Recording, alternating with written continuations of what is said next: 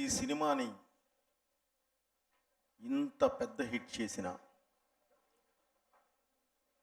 తెలుగు ప్రేక్షకులకి, అలాగే సోదర సమానులైన నందమూరి అభిమానులందరికీ, అలాగే ప్రపంచవ్యాప్తంగా ఉన్న తెలుగు ప్రేక్షకులకి అందరికీ కూడా నా కృతజ్ఞతలు తెలియజేస్తున్నాను.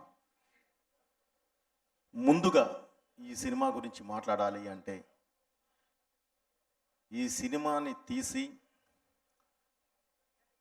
రిలీజ్ అప్పుడే చెప్పడం జరిగిందండి. సినిమాలో కూడా ఫస్ట్ షాట్ అదే.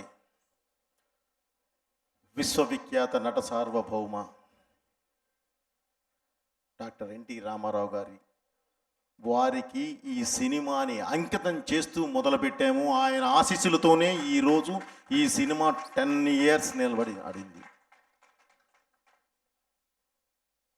ఎందుకంటే ఆ తరానికి దిశానిర్దేశం చేస్తూ ఒక అద్భుతమైన పాత్ర వేసిన ఒక లెజెండ్, ఆ తరం లెజెండ్ ఆయన అయితే, ఈ తరానికి సినిమా రూపంలో మేము చూపించిన ఈ లెజెండ్ బాలయ్య గారు.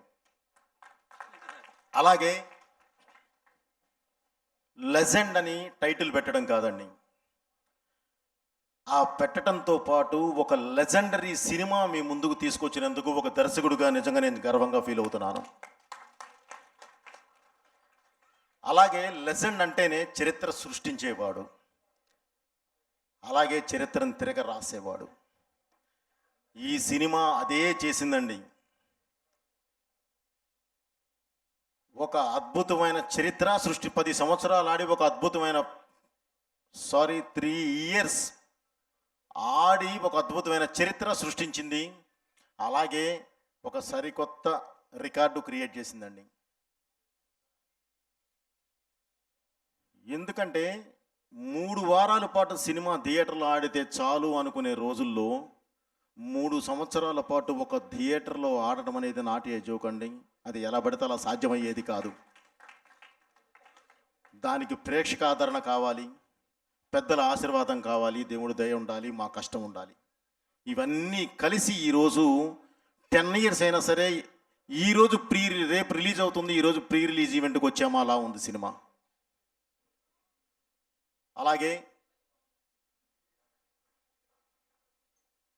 ఒక సింహ అయినా ఈ సినిమా గురించి మాట్లాడాలి, ఆర్టిస్ట్ అండ్ టెక్నీషియన్స్ గురించి మాట్లాడాలి అని అంటే, ఒక సింహ అయినా, ఒక లెజెండ్ అయినా, ఒక అఖండ అయినా, అంటే ఒక లెజెండ్, ఒక మంచి సినిమా తీస్తే అది బాగా ఆడితే నెక్స్ట్ సినిమాకి బడ్జెట్లు పెంచుకోవడానికి పనికి వస్తుందండి.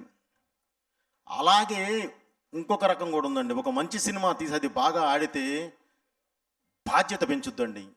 ఆ బాధ్యత ఈ లెజెండ్ అనే సినిమా అంత అద్భుతమైన బాధ్యత పెంచబట్టే, మా భుజాల మీద అంత బాధ్యత వేయబట్టే ఆ కసితో మేము చేసిందే అఖండ. కాబట్టి ఇక ముందు కూడా మేము చెయ్యబోయే ఏ సినిమా అయినా సరే ఇంతే బాధ్యతతో, ఇంతే నిష్టతో, ఒక యజ్ఞంలా చేసి మేము ముందుకు తీసుకొస్తామని చెప్పి నేను తెలియజేస్తూ, ఇక బాలయ్య గారి గురించి ఒక మాట చెప్తానండి. ఒక సింహ, ఒక లెజెండ్, ఒక అఖండ టైటిల్ పెట్టడం అనేది కాదండి. దానికి అద్భుతంగా పర్ఫెక్ట్గా న్యాయం చేసేవాళ్ళు కావాలి. ఆ న్యాయం చేసేది వాళ్ళు ఎవరయ్యా అని అంటే, సింహ అంటే బాలయ్య గారే కనిపిస్తారు, లెజెండ్ అంటే చరిత్ర తిరగ రాశారు, మీ కళ్ళ ముందే ఉంది. అఖండ అంటే ఈ రోజు కూడా దేదీప్యమానంగా వెలుగుతుంది, అది మీ అందరికీ తెలుసు. సో అది బాలయ్య గారికే సాధ్యమైందండి. ఆయన ఉండబట్టే, ఆయన నమ్మకమే ఈ 3 సినిమాలు.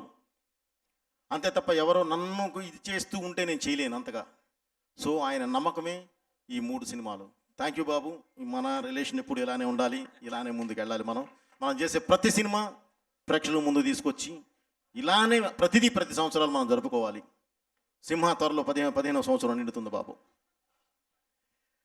అలాగే ఈ సినిమాకి పనిచేసిన, ఈ సినిమాలో చేసిన ప్రతి ఆర్టిస్టు, అంటే సోనాల్ చౌహాన్, థ్యాంక్ యూ మా. ఎక్కడో స్విట్జర్లాండ్లో ఉండి, తను వేరే షూట్లో ఉండి, లేదమ్మా ఇది 10 years ఆడిందంటే, సార్ నా ఫస్ట్ తెలుగు సినిమా నేను కంపల్సరీ నేను వస్తున్నానని చెప్పి పరిగెత్తుకుంటూ వచ్చింది ఆ అమ్మాయి. ఈరోజు నిజంగా అందరూ అప్లాజ్ చేయాలి. అలాగే ప్రతి ఆర్టిస్టు రాధిక ఆప్టే, అలాగే పెద్దవారు మన ఆ గ్రాండ్ మా క్యారెక్టర్ చేసిన వారు ఎక్కడున్నా సరే ఆమె ఆమె ఆత్మ సాధించాలని కోరుకున్నాను. ఎందుకంటే వారు లేరు, అయినా సరే వాళ్ళని తలుచుకోవాల్సిన అవసరం ఉంది మనకి. అలాగే సీతారా గారు కానీ, ఈశ్వరీరావు గారు కానీ, మన రజిత గారు కానీ, ఇక మిగతా ఆర్టిస్టులు అందరండి. ప్రత్యేకంగా చెప్పాల్సింది జగపతి బాబు గారికి. జగపతి బాబు గారు ఫస్ట్ టైం జగపతి బాబు గారు ఇందులో ఒక అద్భుతమైన క్యారెక్టర్ చేశారు. విలన్ అని నేను అనండి, అది ఒక క్యారెక్టర్, అద్భుతమైన క్యారెక్టర్. ఆ క్యారెక్టర్ చేసి ఈరోజు మీరు చూస్తూ ఉంటే ఎలా ఉన్నారంటే అలా ఉన్నారు. అప్పటి వరకు ఒక షేడ్లో కనిపించిన ఆయన ఈ సినిమాలో కనిపించిన విధానం చూసి అందరూ చాలా హ్యాపీగా ఫీల్ అయ్యారు, షాక్ అయ్యారు. ఎందుకంటే ఆ ప్యాటర్న్ ఆఫ్ క్యారెక్టర్ ఆయన అంతకుముందు చేయలేదు. అలాగే మిగతా ఆర్టిస్టులు అందరికీ పేరు నా కృతజ్ఞత తెలియజేస్తూ ఒక్కళ్ళని మాత్రం నేను గ్యారంటీ మీ అందరి ముందు ఒకటి చెప్పాలండి. చలపతిరావు బాబాయ్ ఎప్పుడు నా ప్రతి సినిమాలో ఉంటూ బిడ్డ బిడ్డ బిడ్డ అంటూ ఉండే ఒక మంచి వ్యక్తి. ఆయన అకాలంగా ధనామని ఆయన శివైక్యం జరగడం జరిగింది. ఆయన ఎక్కడున్నా ఎప్పుడు బాబాయ్ మేము బిడ్డలమే, మేము ఎప్పుడు ఇలానే ఉండాలి, మా ఎదుగులు నువ్వు చూస్తూనే ఉంటావు అని ఆయన తెలియజేస్తూ, ఇక టెక్నీషియన్స్, ఈ సినిమాకి పనిచేసిన ప్రతి టెక్నీషియన్ అంటే మెయిన్ నా కళ్ళు అంటే నా కెమెరామెన్ రాంప్రసాద్ గారు, అలాగే నాకు ప్రతిదానికి ఎప్పుడు అండగా నిలబడే ఆర్ట్ డైరెక్టర్ ప్రకాష్ గారు, నేను చేసిన సినిమాకి పర్ఫెక్ట్గా న్యాయం చేస్తూ అద్భుతంగా శ్రావ్యంగా ప్రేక్షకుల ముందుకు తీసుకొచ్చే నా మ్యూజిక్ డైరెక్టర్ దేవిశ్రీ గారికి, యాక్చువల్లీ తను రావాల్సిందండి, తను ఈరోజు రాలేకపోయాడు. అలాగే మిగతా మన ఎడిటర్, నేను సినిమా తీసి ఒక రూమ్కి తీసుకెళ్ళిన తర్వాత, ఎడిటింగ్ రూమ్కి తీసుకెళ్ళిన తర్వాత దాన్ని ఒక పద్ధతిగా ఒక సిస్టమ్ ప్రకారం దాన్ని ఒక దీనిలో తీసుకొచ్చే నా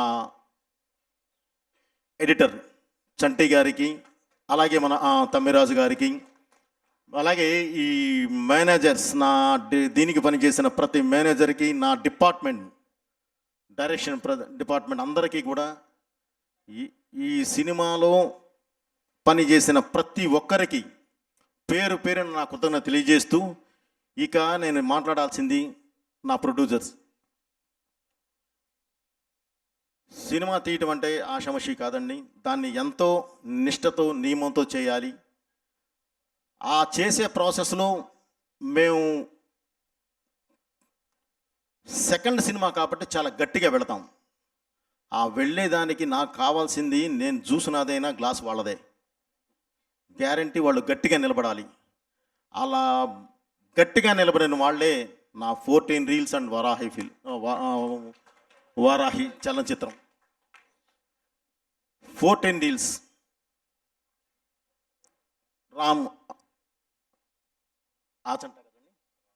రామాచంట, గోపి ఆచంట, అనిల్ సుంకర్ గారికి, అలాగే వారాహి ఫిల్మ్స్ సాయి కొర్రపాటి గారికి నేను ప్రత్యేక ధన్యవాదాలు తెలియజేసుకుంటూ, ఈ సినిమాని ఇంత పెద్ద హిట్ చేసిన ప్రతి ఒక్కరికి, అభిమానులకి, ప్రేక్షకులకి, ప్రతి ఒక్కళ్ళకి పేరు నా కృతజ్ఞత తెలియజేస్తూ, ఈ సినిమాని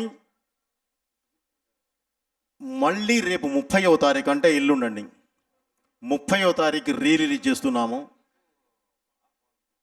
అభిమానులందరూ, ప్రేక్షకులందరూ కూడా మళ్ళీ అదే తరహాలో ఆదరిస్తారని చెప్పి మనస్ఫూర్తిగా కోరుకుంటూ, ఇక ముందు చేయబోయే ప్రతి సినిమా కూడా మా కాంబినేషన్లో చేసే సినిమా ఇంతకన్నా మంచి సినిమా మీ ముందుకు తీసుకొస్తానని చెప్పి మాటిస్తూ, థ్యాంక్ యూ, మీ బోయపాటి.